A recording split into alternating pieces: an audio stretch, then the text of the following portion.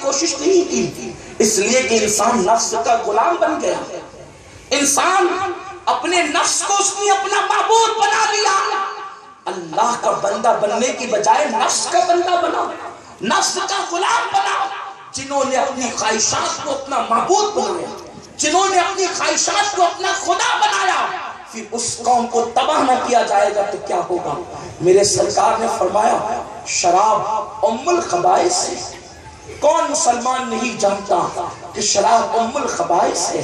اس کے باوجود فیشن کے نام پر آج زیادہ تر مسلم نوجوان شراب میں ڈوب رہے ہیں، نشے میں ڈوب رہے ہیں. کتنی مشہور سی وہ حدیث پاک ہے جو لوگ کہتے ہیں نا کچھ بھی کرو ہم حضور کے امتی، ہم پہ عذاب نہیں آئے گا، اجتماعی عذاب نہیں آئے گا، لیکن انفرادی عذاب آ سکتا ہے. اور میرے آقا نے خود بیان فرمایا، حضور صلی اللہ علیہ وسلم کے صحابی حضرت سیدنا عبداللہ ابن مسعود رضی اللہ تعالی عنہ، ابن مسعود سے آقا کریم نے فرمایا اے ابن مسعود، میری امت کے کچھ لوگ ہیں جب وہ مریں گے تو ان کے چہرے ٹھیک ٹھاک ہوں گے. کسے نہیں مرنا؟ سب نے مرنا، موت سب نے آنی. ہم نے اپنے کندھوں پر درجنوں سینکڑوں جنازے اٹھائے اور اٹھانے کے بعد لوگوں کو قبروں میں دفن کیا.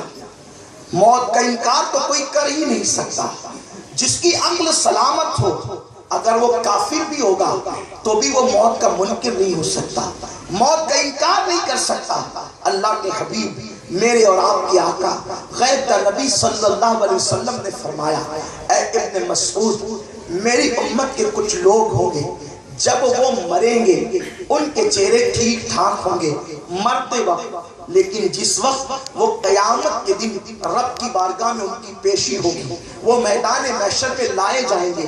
آقا فرماتے ہیں ان کا حال یہ ہوگا، یا تو ان کے چہرے سور کی طرح ہو جائیں گے یا تو ان کے چہرے بندر کی طرح ہو جائیں گے.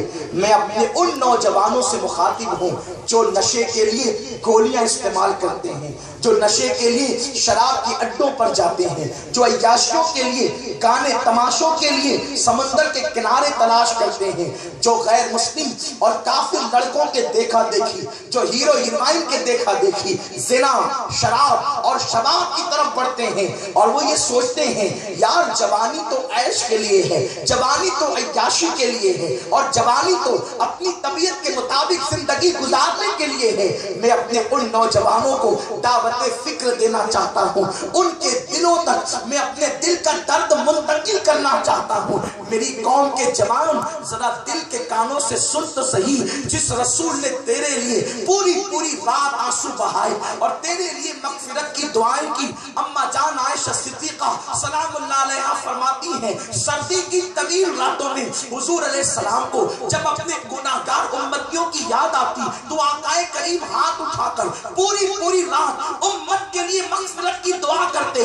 وہ رسول جس نے تیری ماں سے زیادہ تجھ سے پیار کیا، وہ رسول جس نے تیرے باپ سے زیادہ تجھ سے پیار کیا، وہ رسول جو سردی کی طویل راتوں میں اپنی بیویوں سے الگ ہٹ کر، اپنے بستر سے الگ ہٹ کر، اپنے بچوں سے الگ ہٹ کر جو تیری خاطر پوری پوری رات روتا رہا، جو اپنے صحابہ سے الگ ہٹ کر تنہائیوں میں پوری پوری رات آنسو بہاتا رہا. اب عائشہ صدیقہ کہتی ہے حضور سردی کی طویل راتوں میں گنہگار امتیوں کی مغفرت کے لیے اتنی کثرت سے دعا کرتے کہ کھڑے کھڑے میرے آقا کے پیروں پر ورم آ جاتا. ایسا لگتا کہ سرکار کے پیر پھٹ جائیں گے اور ان سے خون نکلنے لگے گا.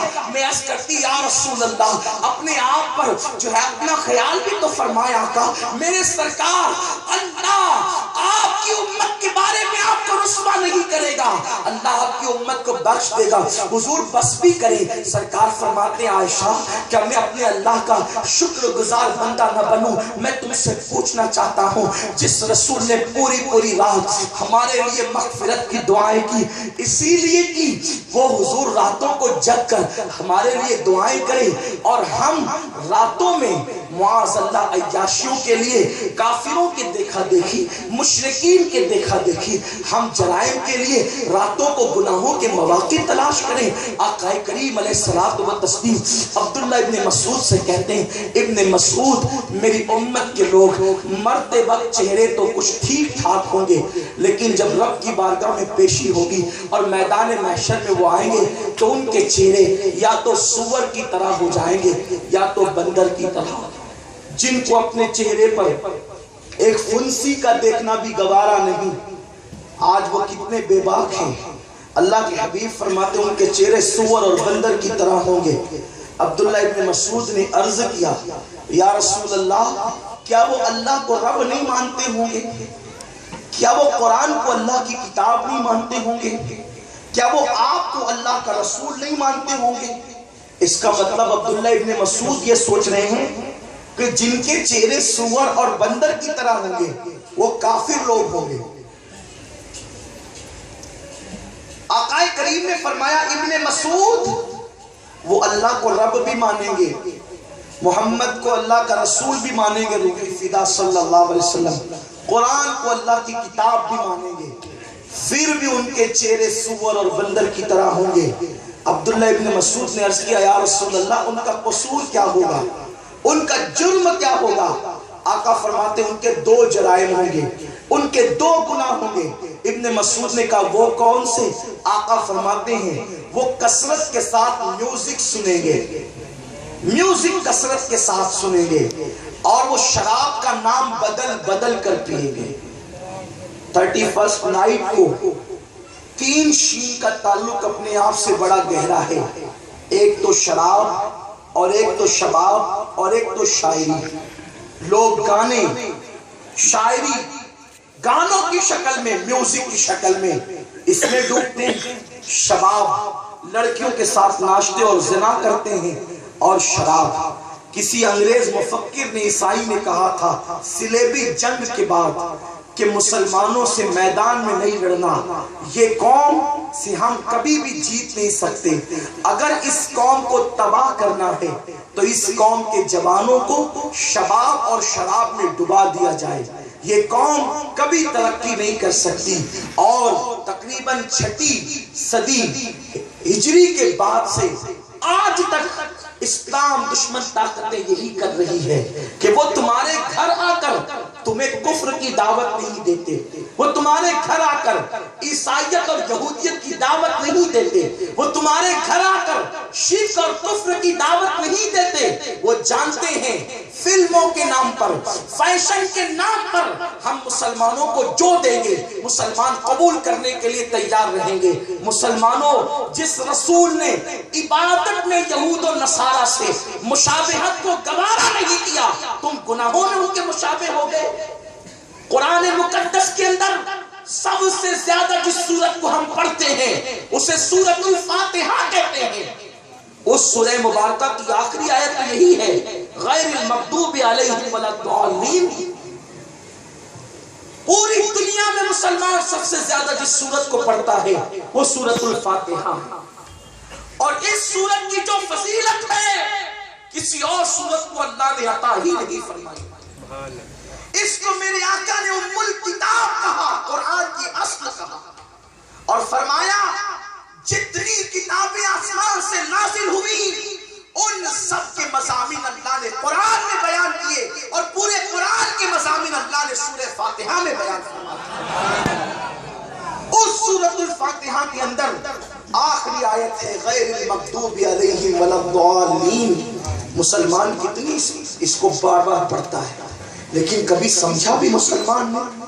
اللہ ہمیں ان کا رستہ نہ چلا جن پر تو نے غضب کیا، اور جو رستے سے بھٹک گئے ان کے رستے نہ چلا۔ یہ مغضوب اور ضالین کون ہے؟ مغضوب سے مراد یہود ہے اور ضالین سے مراد نصارہ اور عیسائی ہے۔ جس رسول نے عبادت کے معاملے میں ان سے مشابہت گوارا نہ کیا، توجہ کر رہے ہیں آپ، غور فرما رہے ہیں آپ، اللہ کے حبیب نے فرمایا من تشبہ بقوم فہو منہم، جو جس قوم سے مشابہت کرے وہ انہی میں سے ہے۔ اللہ کے حبیب صلی اللہ علیہ وسلم جب مدینہ منورہ تشریف لائے تو دیکھا کہ عاشورہ کو 10ویں محرم کو یہود روزہ رکھتے ہیں۔ اللہ کے حبیب نے صحابہ سے پوچھا یہ یہود روزہ کیوں رکھتے ہیں؟ ان لوگوں نے جواب دیا یا رسول اللہ یہود اس لیے روزہ رکھتے ہیں کہ حضرت موسیٰ علیہ السلام کو فرعون اور فرعونیوں سے اللہ نے اس دن نجات عطا فرمائی، اس لیے روزہ رکھتے ہیں۔ آقا کریم نے فرمایا روح فدا صلی اللہ علیہ وسلم جس کا مفہوم یہ ہے کہ موسیٰ تو ہمارے پیغمبر ہیں اور ان کا دن منانا یہودیوں سے زیادہ ہمارا حق ہے، یعنی جس دن جناب موسیٰ علیہ السلام کو اور ان کی قوم کو فرعون اور فرعونیوں سے نجات ملی، اس دن جشن منانا، اس دن عید منانا، اس دن کو جو ہے وہ یادگار کے طور پہ منانا یہودیوں سے زیادہ ہمارا حق ہے۔ یہاں یہ بات بھی پہلے واضح کر دوں، اس سے پتہ چلا حضور علیہ الصلوۃ والتسلیم بزرگوں کی یادیں مٹانے نہیں آئے تھے، بزرگوں کی یادیں منانے کا حکم دینے کے لیے آئے تھے۔ ارے نادان، جس دن موسیٰ کو فرعونیوں سے نجات ملتی ہے اس دن نبیوں کا امام عید مناتا ہے، اور جس دن امام الانبیاء تشریف لائے کیا اس دن عید نہیں منائی جا سکتی؟ حضور سید عالم نے فرمایا ہم زیادہ حقدار ہیں، ہم زیادہ حقدار ہیں کہ موسیٰ کا دن منائیں، لیکن چونکہ یہودی ایک روزہ رکھ کر مناتے ہیں، ہم ایک روزہ رکھ کر ان کی مشابہت نہیں کریں گے۔ یہ ایک روزہ رکھتے ہیں، ہم ایک نہیں رکھیں گے بلکہ ہم 2 روزے رکھیں گے تاکہ دن بھی منائیں اور مخالفت بھی ہو جائے یہود کی۔ جو رسول روزے میں یہودیوں کی برابری پسند نہیں کرتے، جو رسول روزے میں یہودیوں سے مشابہت پسند نہیں کرتے، اس رسول کی کلمہ پڑھنے والی قوم کو کیا ہو گیا کہ وہ قوم یہود اور نصارہ کے طریقے پر چل پڑی ہے۔ شراب میں ان کی نقل، لباس میں ان کی نقل، چہرے میں ان کی نقل، گھروں میں ان کی نقل۔ سن لو، یہود کے طریقے پر اور نصرانیوں کے طریقے پہ چلنا تمہیں اتنا پسند آ گیا، خیر مناؤ اپنے ایمان کی۔ امام الانبیاء نے کہا فَهُوَ مِنْهُمْ، جو جن کے طریقے کو اختیار کریں، جن سے مشابہت کریں، وہ انہی میں سے۔ کسی مفتی کا فتویٰ نہیں کہ آپ اس کو بدل دیں یا اس سے جا کر ڈریں یا دلیل طلب کریں۔ یہ وہ رسول کہہ رہا ہے جس کی زبان پر خدا بولتا ہے، زبان ان کی ہے، کلام خدا بند قدوس کا ہے۔ یہود و نصارہ کی طرح زندگی گزارنے والوں تمہیں پتا ہے، ایک مرتبہ کا واقعہ ہے، ایک شخص بہت بڑا عالم تھا اور بہت بڑے علماء میں، فقہاء اور محدثین میں اس کا شمار ہوتا تھا۔ اس بات کو امام غزالی رحمۃ اللہ علیہ نے لکھا ہے، تھوڑا سا دل کے کانوں سے اس بات کو سنیں۔ امام غزالی جس کو محدث اور فقیہ لکھیں، وہ کوئی معمولی آدمی تو نہیں ہوگا، یہ کسی جلسے کا ناظم نہیں کہہ رہا ہے کسی کو علامہ محدث، امام غزالی جیسا آدمی کہہ رہا ہے۔ وہ غزالی جو اپنے وقت کا بہت بڑا فلسفی، جس نے فلسفے کو کلمہ پڑھایا، وہ اپنے وقت کا عظیم صوفی۔ امام غزالی کی شان اس بات سے پتہ چلتی ہے کہ معراج النبی صلی اللہ علیہ وسلم میں صوفیہ فرماتے ہیں کہ اللہ نے روح غزالی کو اپنے محبوب کے سامنے پیش کیا۔ امام غزالی وہ ذات ہے، امام غزالی کی وہ شان ہے، امام محمد ابن محمد غزالی رحمت اللہ تعالی علیہ، جنہوں نے 500 سے زائد کتابیں لکھی۔ امام غزالی فرماتے ہیں اپنے وقت کا بہت بڑا عالم، محدث، مفسر، فقیہ، جب اس کی موت کا وقت قریب آیا تو وہ کلمات کفریہ بکا اور کفر بکتے بکتے مر گیا۔ انسان کے لیے سب سے بڑی سعادت یہ ہے کہ وہ اپنا ایمان دنیا سے لے کر جائے۔ قرآن کہتا ہے وَلَا تَمُوتُنَّ إِلَّا وَأَنْتُمْ مُسْلِمُونَ، تم نہ مرنا ہرگز اس حالت میں، ایسی حالت میں نہیں مرنا مگر تم مسلمان ہو۔ یعنی تم اس حالت میں دنیا سے جاؤ کہ تمہارا ایمان تمہارے پاس موجود رہے. جو دنیا سے ایمان پر گیا وہ سب سے بڑا کامیاب انسان ہے. ایمان سلامت لے جانا، اور ایمان کی سلامتی کی گارنٹی کسی کو اللہ نے نہیں دی نام کے ساتھ. اسی لیے تو جن لوگوں کو رسول پاک نے اپنی زبان سے جنت کی بشارتیں دی تھی، وہ لوگ پوری پوری رات مصنوں پر روتے تھے، اللہ ہمارا خاتمہ ایمان پر فرما.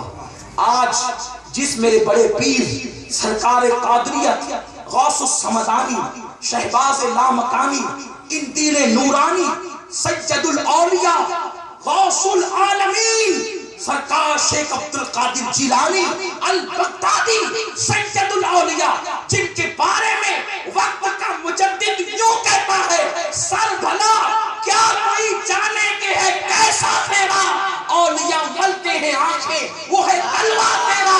وہ غوث الاعظم دستگیر خود کہتے ہیں، مجھے کسی پہ قیاس نہ کرنا، میں کسی کی طرح نہیں، کوئی میری طرح نہیں. انی عالم و مالا عالمون کا جو راز ہے وہ عبد القادر جیلانی ہے.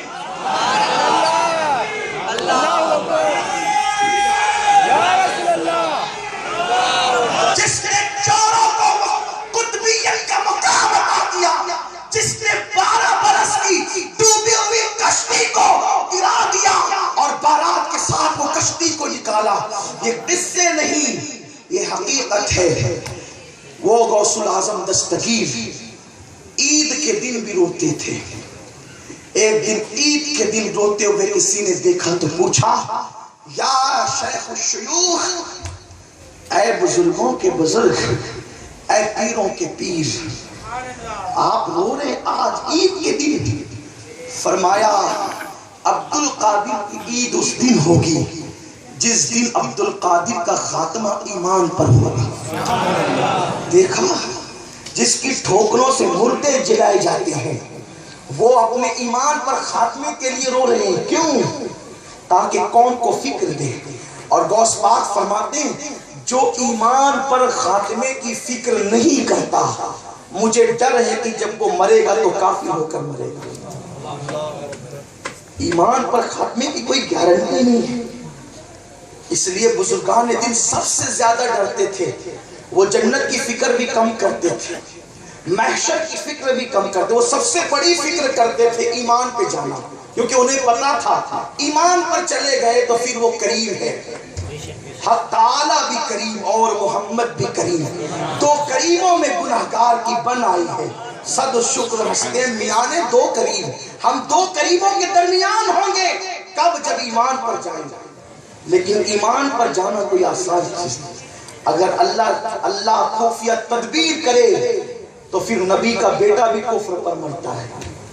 جناب نوح علیہ السلام کے بیٹے کی شکل میں کنعان کفر پر مرا. اللہ اگر خفیہ تدبیر فرمائے تو نبی کا سگا چچا آزر کی شکل میں کفر پر مرتا ہے. آپ کس کی بات کرتے ہیں؟ آخرت کو بھول گئے، دنیا کی رنگریزیوں میں ڈوب گئے. اور کتنا نازک ہے ایمان اور کفر کا معاملہ. کتنی باریک سی لکیر ہے، کتنی باریک سی لکیر ہے جو دونوں کے درمیان خط امتیاز کھینچتی ہے. امام غزالی رحمت اللہ تعالی علیہ فرماتے ہیں، وقت کا بڑا عالم محدث مفسر کفر وقت وقت مرا. ساری زندگی قال اللہ قال رسول کہتا رہا، ساری زندگی فقہ پڑھاتا رہا، حدیث پڑھاتا رہا، تفسیر پڑھاتا رہا، قرآن کے سمندر میں ڈوبا رہا. لیکن جس وقت موت آئی کفر وقت کر کے مرا. لوگوں کو پتا چل گیا یہ کافر ہو کر کے مرا. جن کو پتا چلا انہوں نے جنازہ نہیں پڑھی، جن لوگوں کو پتا چلا وہ میت میں شریک نہ ہوئے. لیکن جب یہ سارا معاملہ اس کا ہو گیا تو اس کے شاگردوں کو، اس وقت کے علماء کو، صوفیہ کو، محدثین کو بڑا تجسس تھا، درد بھی تھا. معلوم تو کرے کہ یہ کافر کیوں ہو کر مرا. بلا وجہ تو کوئی کافر نہیں ہوگا. اللہ کریم ہے، جس کو نعمت دیتا ہے چھینتا نہیں. کب تک؟ ان اللہ لا یغیر ما بقوم حتی یغیر ما بانفسهم. کب تک اللہ نعمت نہیں چھینتا؟ جب تک بندہ خود ایسے حالات پیدا نہ کرے کہ اس سے نعمت چھینی جائے. تو لوگ اس کی بیوہ کے پاس، اس کی بیوی کے پاس گئے. اس کی بیوی بڑی نیک تھی، اور جا کر کے بزرگوں نے پوچھا کہ تیرا شوہر تو بڑا نیک متقی پرہیزگار دکھتا تھا، اس سے پتا چلا کہ ہر دکھنے والا ویسا نہیں ہوتا جیسے وہ دکھتا ہے۔ اللہ ہمارے ظاہر اور باطن کو ایک کرے، اللہ تبارک و تعالیٰ دل اور زبان کو ایک کرے۔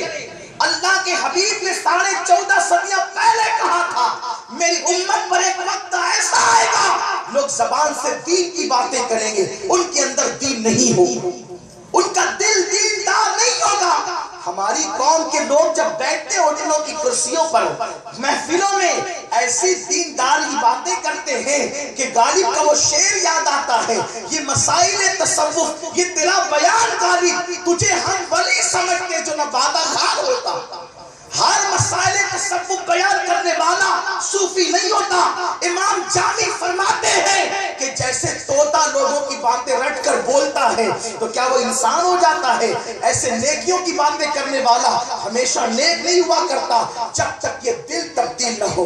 اس میں جب تک گناہ کا کتا بیٹھے گا اور تنہائیوں کے اندر جب تک اللہ سے ڈرنے کا جذبہ پیدا نہیں ہوگا، خرد نے کہہ دیا لا الہ تو کیا حاصل، دل و نگاہ مسلمان نہیں تو کچھ بھی نہیں۔ جب تک کہ دل اور نگاہ کو پاک نہ کرے پھر کیا مسلمان کوئی ہو سکتا ہے۔ اسلام اتنی سستی چیز ہے کہ 5-10 روپے کی ٹوپی پہن کر کسی کو مسلمانی کا سمبول مل جائے، نہیں، اس وقت تک کوئی مومن ہو نہیں سکتا جب تک کہ نگاہ اور دل اس کے مومن نہ ہو جائے، مسلمان نہ ہو جائے۔ اللہ اکبر۔ لوگ اس کی بیوی کے پاس پہنچے اور کہا بتا اتنا نیک دکھتا تھا کافر کیوں ہوا؟ تو اس نے کہا نیک تو واقعی تھا، اس میں کوئی شک نہیں، اتنا نیک تھا کہ کبھی تہجد بھی نہ چھوٹے، بڑا پرہیزگار تھا، لیکن ایک معاملے میں بس کمزور تھا، ایک معاملے میں۔ توجہ کرنا، دل کا درد پیش کرنے آیا ہوں اور اپنی قوم کے جوانوں کی ایمان کا تحفظ چاہتا ہوں۔ اللہ سے دعا کریں کہ ایمان پر دنیا سے جائیں۔ رسول پاک کی تہذیب چھوڑ کر آپ کو دوسروں کی تہذیب بڑی پسند آ رہی ہے، الیاذ باللہ۔ لرز جاؤ جس کی تہجد فوت نہ ہو، جو حدیث کے طالب علموں کو حدیث پڑھائے، فقہ پڑھائے، تفسیر پڑھائے۔ بیوی کہتی ہے تھا تو واقعی نیک، صرف ایک معاملے میں کمزور تھا، جب بھی وہ اپنی بیوی سے قربت کرتا یعنی وظیفہ زوجیت ادا کرتا تو اسلام کا قانون کیا ہے کہ جب بھی بیوی سے قربت کرو تو تم پہ غسل فرض ہو جاتا ہے اور فوراً غسل کرنے کا حکم ہے، اور اگر جو ہے وہ نماز کا ٹائم کچھ باقی ہے یعنی اگر عشاء کے بعد آپ نے ایسا کیا ہے تو فجر تک اسلام اجازت دیتا ہے کہ اس سے پہلے غسل کر لیا جائے، اس کے بعد تاخیر کرنا جائز نہیں، یعنی ایک نماز کا وقت آنے سے پہلے غسل کر کے پاک ہو جایا جائے۔ تو وہ کہتی ہے اس کی بیوی بڑا نیک تھا، پارسا تھا، متقی تھا، لیکن جب غسل جنابت کرتا نا تو غسل جنابت کرنے سے پہلے بار بار کہتا یار عیسائیوں کے مذہب میں یہ بہت اچھی بات ہے کہ ان کے یہاں غسل جنابت نہیں ہے، ان کے یہاں غسل جنابت نہیں ہے، ان کے یہاں غسل جنابت نہیں ہے، یعنی اس کو غسل جنابت کرنا اپنی زبان میں جان پر آتی تھی اور اسے تکلیف ہوتی تھی۔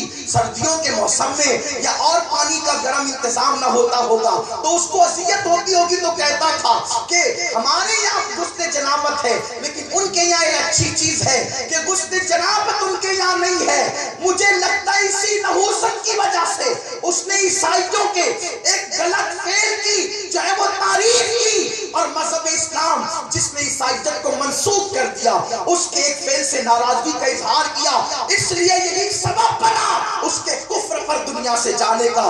میں تم سے پوچھنا چاہتا ہوں آج اللہ اکبر عیسائیوں کے کسی ایک فعل کی کوئی تعریف کرے اور مذہب اسلام کے کسی ایک فعل کو ناپسندیدگی کی نظر سے دیکھے تو جاتے جاتے کافر ہو کر جاتا ہے۔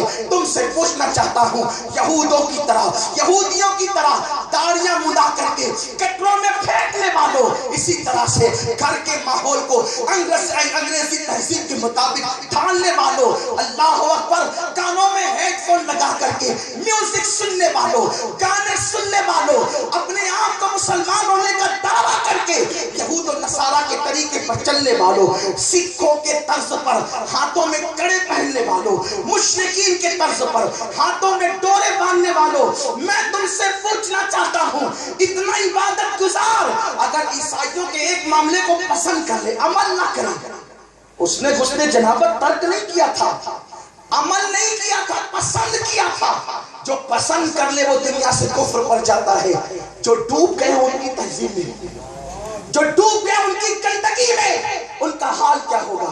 اور وہ بھی اتنے جرائم، شراب، جوا، شباب، زنا۔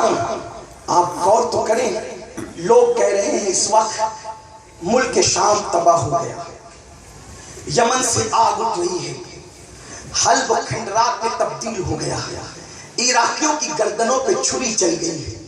یقیناً بڑی تکلیف ہے، اللہ جانتا ہے، ہر نماز کے بعد ہم لوگ دعا کرتے ہیں، یہ بتانے کی چیز نہیں، اللہ قبول کرے، لیکن جن لوگوں نے شام اور عراق کا دورہ کیا ہوگا انہیں پتا ہے یوں ہی کوئی بستی تباہ نہیں ہوتی۔ ملک شام میری بھی حاضر تھی، تقریباً 8 روز میں نے ملک شام میں گزارے، لیکن میں نے یہ منظر اپنی آنکھوں سے دیکھا، ماہ رمضان شریف میں دین کے وقت شراب کی دکانوں پر شراب بک رہی تھی۔ اسلامی ملک میں اللہ اپنے بندوں سے 70 ماہوں سے زیادہ پیار کرتا ہے۔ میں شامیوں کی برائی نہیں کر رہا ہوں، آپ اس کو سمجھنے کی کوشش کریں، ان لوگوں کے ساتھ جو ہو رہا ہے غلط ہو رہا ہے، دنیا کی جو قومیں کر رہی ہے، لیکن اللہ کسی قوم کو یوں ہلاک نہیں کرتا۔ آپ جانتے ہیں ہوشیار کسان کا طریقہ ہوتا ہے، ہوشیار کسان کا انداز ہوتا ہے کہ جب درخت کی ڈالیاں پیلی پڑنے لگتی ہے تو وہ پیلی ڈالیوں کو اپنے درخت میں دیکھ نہیں سکتا، تو وہ کیا کرتا ہے؟ درختوں کو کاٹتا ہے، پیلی ڈالیوں کو، ٹہنیوں کو کاٹتا ہے۔ لیکن کوئی بدبخت یہ کہے گا کہ کسان نے درخت اجاڑ دیا؟ درخت کبھی نہیں اجڑے گا، درخت رہے گا۔ پیلی ڈالیاں کاٹی جا رہی ہے اور کسان کو تجربہ ہے، جب جب پیلی ڈالیاں کٹے گی تو اس کی جگہ ہری ڈالیاں، ٹہنیاں جنم لے گی اور درخت کا حسن بڑھے گا۔ درخت پھر پورے شباب اور حسن کے ساتھ دنیا کے سامنے ایک نکھر کر کے سامنے آئے گا۔ یاد رکھنا، اسلام کو کبھی زوال نہیں آ سکتا، اسلام کبھی مٹ نہیں سکتا۔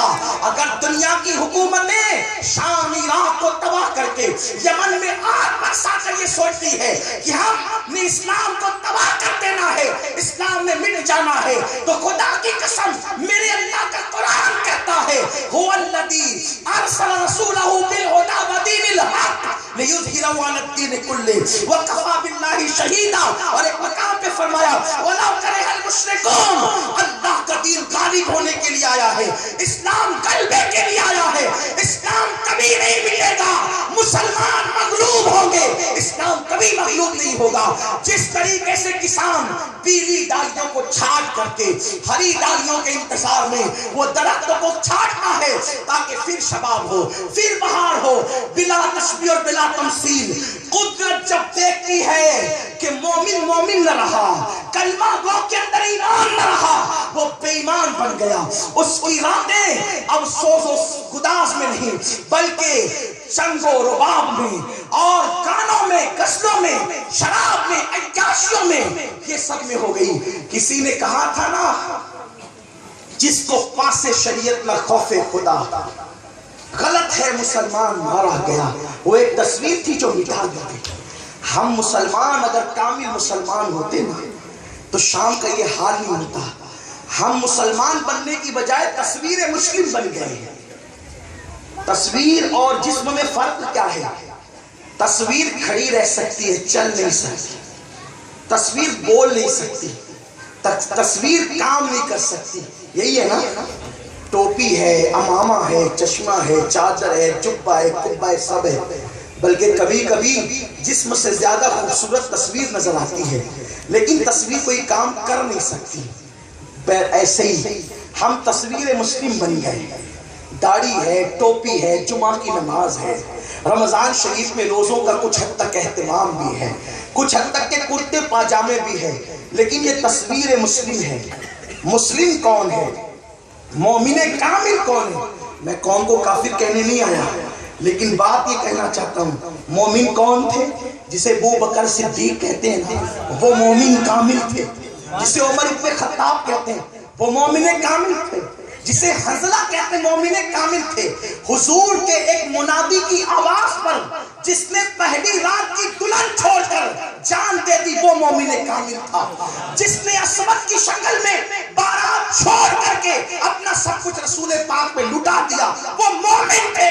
اب تو تصویر مومن رہی ہے، اب تو تصویر مسلم رہی ہے۔ کل مسلمان پہلی رات کی دلہن چھوڑ کر سر کٹانے چلا جاتا تھا حضور کی آواز پر، آج کا مسلمان نیند چھوڑ کر فجر کی نماز میں نہیں آتا۔ تو یہ تصویر مسلم ہے۔ تصویروں کو پھاڑ کے پھینکا جا سکتا ہے، جسموں کو پھاڑا نہیں جاتا۔ کسی مفکر نے بہت پیاری بات کہی تھی، وہ ایک تصویر تھی جو مٹا دی گئی۔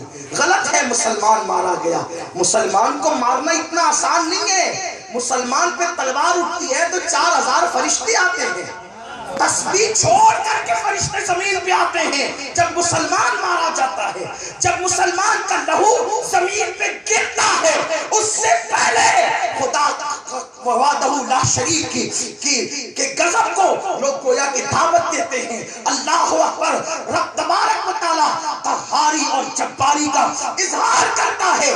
مسلمان کا ایک قطرہ خون کا زمین پہ گرتا ہے تو اللہ ہزاروں بچے سے پیدا کر دیتا ہے۔ مسلمان کا خون اتنا رنگین ہوتا ہے کہ تم نے نہیں دیکھا کربلا میں مومنوں کا خون گیا، لیکن اللہ تبارک و تعالیٰ نے عزم حسینی رکھنے والے کربلا کے خون کے صدقے میں کروڑوں عطا فرما دیے۔ ایک زین العابدین بچا، اللہ نے مولا حسین کی اولاد میں لاکھوں زین العابدین پیدا فرما دیے۔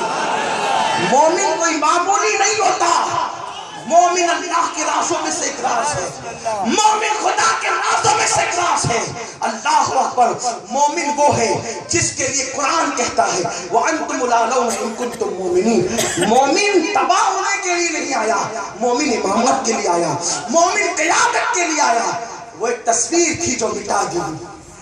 ہمارے ساتھ کبھی ایسا نہیں ہو سکتا تھا، لیکن اگر یہ ہو رہا ہے نا، اس کی وجہ یہ ہے کہ ہمارے اندر سے روح ایمانی نکلتی جا رہی ہے۔ تعلق بالرسول، تعلق بالقرآن، تعلق باللہ کمزور ہوتا جا رہا ہے۔ ہم مسلمان کیا رہے، وہ گیا کیا گیا، وہ مرا کیا مرا۔ غلط ہے، مسلمان مارا گیا۔ مسلمانوں، آج اسلام کو دلوں میں زندہ کرنے کی ضرورت ہے۔ کون سا اسلام جو کتابوں میں قید ہو گیا ہے، پھر سے اس اسلام کو زندگیوں میں لانے کی ضرورت ہے۔ آج مسلم نوجوان، ہم نے ملک شام میں دیکھا تھا اور بلکہ عراق میں بھی دیکھا تھا، عراق کی سرزمین پہ بھی دیکھا تھا کہ روڈ پر 8 بجے دکانیں بند ہو جاتی تھی، شراب کی دکان 11 بجے تک کھلی رہتی تھی۔